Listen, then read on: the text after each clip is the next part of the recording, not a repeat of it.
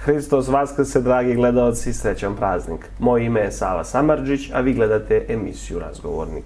U našoj današnjoj emisiji govorit ćemo sa dvojicom mladih ljudi, Stefanom Višekrunom, pesnikom, i Petrom Ristićem, koji je turizmolog i govorit će o lepotama naše Srbije i opšte Balkana, a Stefan Višekruna će govoriti o poeziji, ali i jednom novom projektu u kojem učestvuje.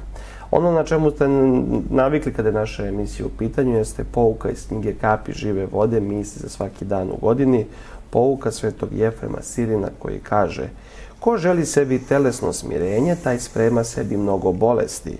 Ko je dugotrpeljiv, spašava se. Da krenemo, dragi gledaoci, sa našom današnjom emisijom, i imam čast i zadovoljstvo da kažem da naš dragi prijatelj iz Banja Luke, Stefan Višekruna, naš današnji gost. Hristos vaskrse, pomaže Bog. Istinu vaskrse, Bog pomogao. Hvala vam što ste me ugostili. Hvala vama što ste izdvojili vreme i u vrlo zgusnutom rasporedu kada je u pitanju vaš dolazak u Beograd. I ono na što su naši gledaoci navikli kada ste vi u pitanju, pored činjenice da se bavite raznim stvarima, jeste i pisanje, odnosno stvaranje lepih stihova.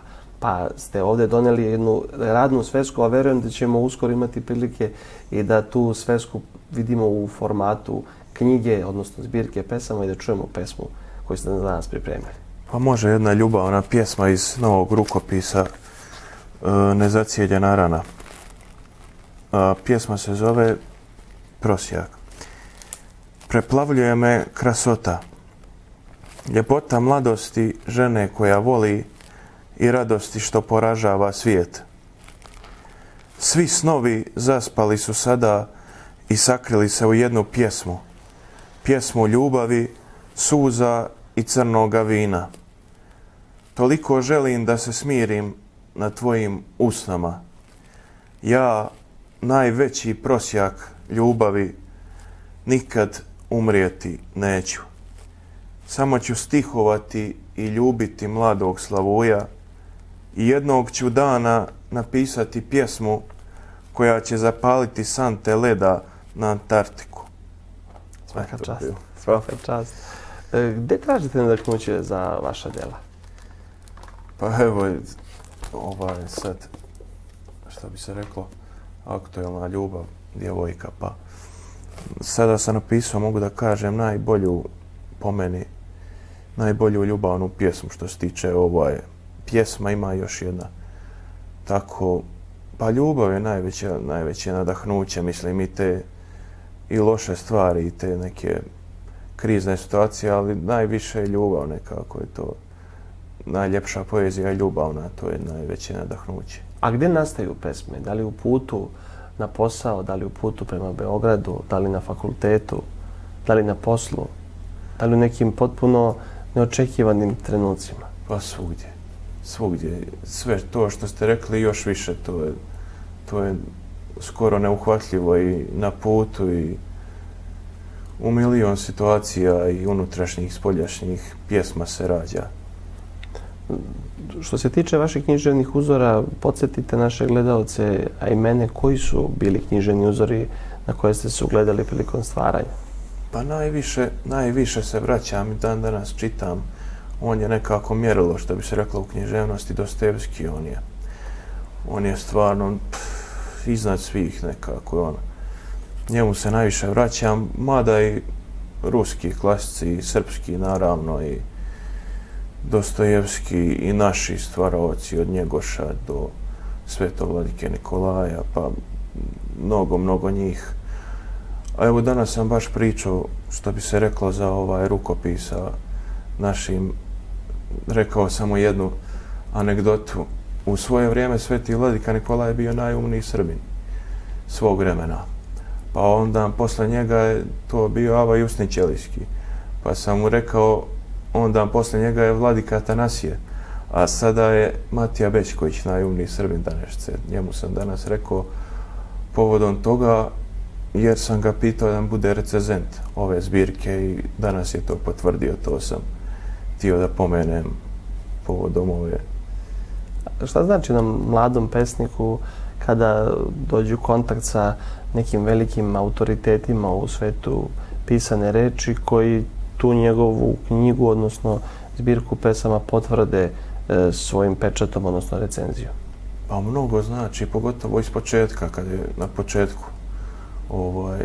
početku stvaralaštva. Pjesnik, to je mnogo, veliki vjetar u leđa, veliko nadahnuće, motivacija da budemo sve bolji i bolji, da radimo, da prevazilazimo sebe iz dana u dan, iz godine u godinu. To je ogromno, što bi se reklo, gorivo za stvaralaštvo i za sve ostalo. Može li taj vetar u leđa nekada da bude prejak, pa da jednu krhku dušu usled neumerene pohvale ili kritike oduva, odnosno slomi? Može. To može biti isto mač sa dvije oštrice, da bi može jako da nagrdi, što bi se reklo, sujeta. To je najveća borba sa tim. To je pogotovo to kad je u pitanju takve autoriteti i pogotovo ako je još baš mlad pjesnik, ali ja nisam baš mlad, pa malo mi je lakše, što bi se reklo, ta borba mi je malo lakše pada. Ali je stvarno, mislim, nije niko imun, to da se razumijemo, ni ja, ni bilo ko, postoji tu određena borba, ali je svakako velika privilegija i to mi nekako daje sve više snage da idem dalje tako. Kako se boriti protiv toga? Protiv sujete, protiv gordosti? A mi moramo da shvatimo, ja sam to govorio i prije, moramo da shvatimo da smo ovdje u jednu ruku od danas do sutra, da smo prolazni u smislu.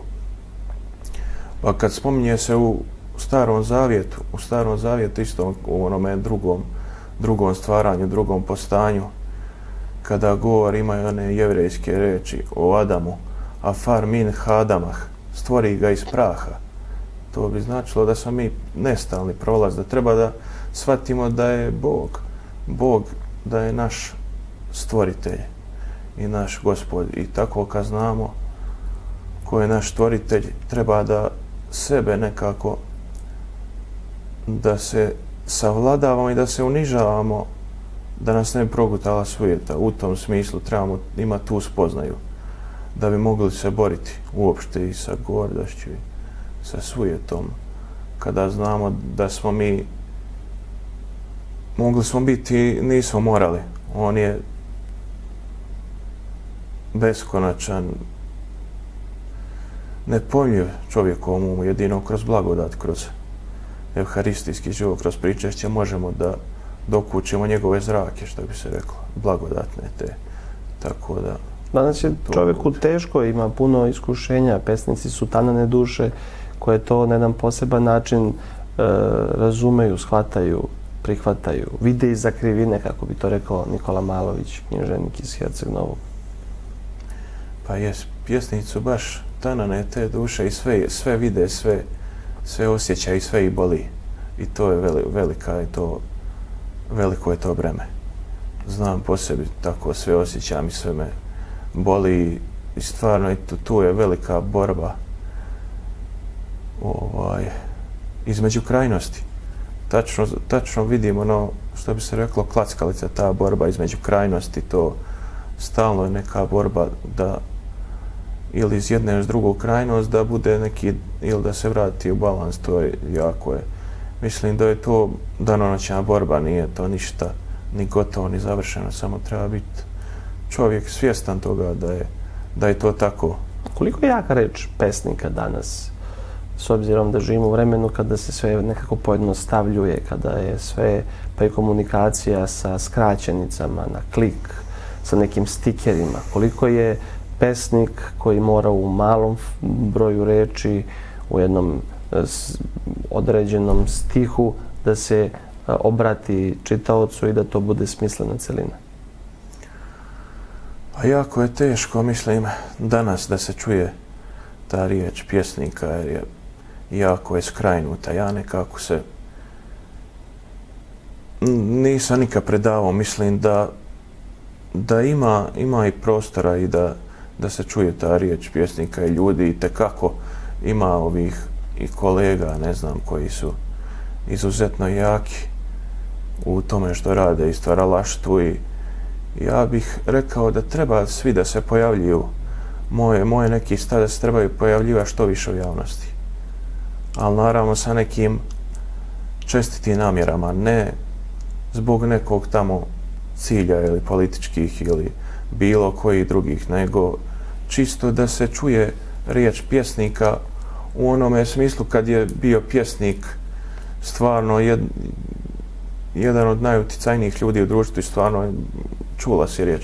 I trebalo bi što više da se pojavljuju i ovim putem bi pozvao sve pjesnike stvarno i koji god i talentovani, koji imaju šta da kažu novo, da se pojavljuju što više u javnosti, da govore, da ne trebamo se predavati uopšte, nije ništa izgubljeno.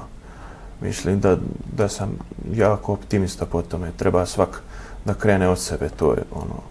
Učestvujete u jednom novom projektu za vas, koji izlazi iz ovog okvira pesništva, opet je u svetu kreacije i stvaranja.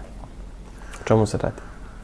Pa jeste, ja sam bio prošle godine, čini mi se, u Narodnom pozorištu. Otišao sam na predstavu od Šekspira Macbeth, gdje je igrao naš proslavljeni dramski umjetnik Branislav Lečić. Ja sam odnio svoje knjige. I onda on mi je rekao da dođem posle predstave gore u kafić pozorišta. I tako smo mi uspostavili prvi kontakt. I onda smo i pričali o saradnji. Prvo je bila ideja da on recituje neke moje pjesme. Ja sam njemu dao te zbirke pjesama, on je rekao ja ću to pročitati pa ćemo da vidimo šta ćemo i da li će biti recitacija ili neki drugi vid saradnje. I tokom ove godine, krajem januara, kad sam bio na ispitu ovdje iz starozavjetne egzegeze i pozovem ja njega da se nađemo i kaže on meni da dođem preko puta Jugoslovenskog dramskog pozorišta u ovaj restoran Piazza di Fiore, tako zove. I baš smo pričali o svemu ovako i o saradnji, o životu i on meni jako me iznenadio pozitivno da je ponudio to. Rekao je, imam jedan zadatak za tebe. Da izabereš neke od najboljih pjesama ili što su na tebe ostavili utisak u poeziji, evropske i svjetske poezije, zajedno sa tvojim pjesmama. I ja bih od toga napravio, kaže, monodramu. Ja rekao, nema problema, to će sa zadovoljstvom. I upravo treba te pjesme koje sam spremio da se vidimo sutra, ako Bog da, i da on napravi konačnu selekciju tih pjesama i da krenemo u realizaciju monodrame. Da li vas raduje taj novi projekat na kome? A to me baš mnogo obradovalo, pogotovo kad mi on to saopštio i sad to mi je nešto baš novo i stvarno on je jedan vrhunski dramski umjetnik i to je velika čast, nema priče za mene. Tako da me baš raduje da ima. Da li sada kao neko ko dobija potvrdu s jedne druge strane, strane glume i strane pozorišta, drugačije sad i sami sagledavate vaše stvaranje i vaše pesme? Pa jeste. Dobija neku više dimenzionalnost. Moj pogled prema sopstvenom stvaralaštvu, tako to je nešto se drugo otvara i dobija neki novi život. Same te pjesme otvaraju se neka nova vrata u vidu monodrame za moju poeziju i to je opet neki novi život, što kažete. I za pjesmu i za mene nekako to je. Eto. Kako uspijete da uskladite poeziju, posao, evo sad novi projekat, život? Pa uspijem od kad sam počeo da studiram 2020. godine, ja sam krenuo znate i sami u tom zamahu i pisanje i sve sad je još više naravno, ali uspio vam, hvala Bogu, dobro to ide, uspješno, što bi se reklo. Snalazim se. Da, pošto su u pitanju potpuno, reklo bi se na prvi pogled, nespojive stvari i stvari koje niko ne bi povezao kada je u pitanju posao i fakultet. Koji ste nam još pesmu pripremili iz vaše zbirke? Ovo je, da kažem, neki način ekskluziva iz razloga što je ovo u stvaranju, a bit će uskoro i u zbirci. Jeste. Pa evo ima još jedna pjesma koju sam napisao također, u stvari, u Beogradu 2022. godine. Nezacijeljena rana. Izrešetane godine te turaju od melanholije. Pijane su i obeznanjene životom. Sve se pretvorilo u kristalno sivilo. Čovjek se ne vidi od prokletog kristala. Otrovani sivilom koje nepodnošljivo vrišti u nama i odzvanja u dugim zimskim noćima. Još jedna je ponoć zaškiljila olovnim očima. Cvile ispijene ličnosti sinova kaldrme životočivog velegrada. Oilovačeni klovnovi su likvidirani snajperima metropole. Proklinjem ludila koja obezglavljuju braću moju, sva njihova stradanija ljuta, moje su patnje žive.